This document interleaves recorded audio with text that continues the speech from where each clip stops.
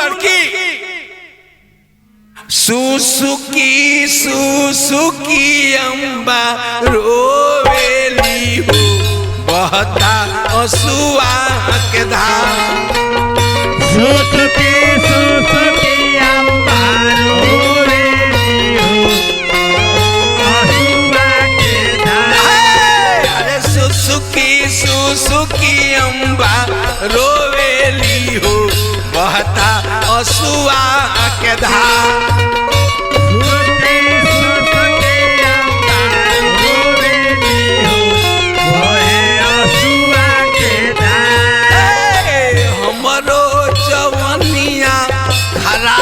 भइले हो केहू ना लौके हमारो जवानिया हार भइले हो केहू ना लौके अरे हमारो जवानिया खराब भइले हो केहू ना लौके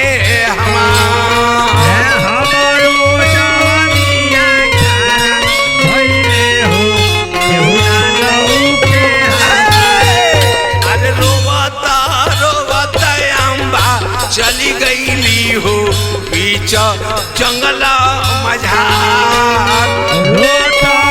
रोता अम्बा चली गईली हो बीच जंगल मझार। अरे रोता अम्बा चली गईली हो बीच जंगल मझार।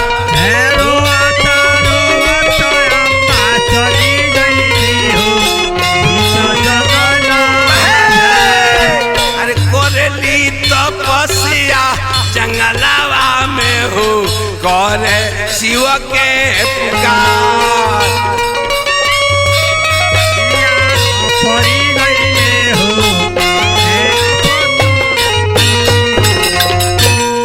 ए भैया उहे अम्बा जाके शंकर भगवान के तपस्या किलस। शंकर भगवान खुश भइले कहले कि वर मांग।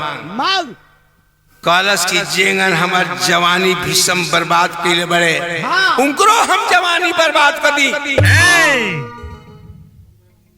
शंकर भगवान कहले कि ये समय में ना चल अब दोसर तन तोरा धरे के परी। चल दोसर तन धरी है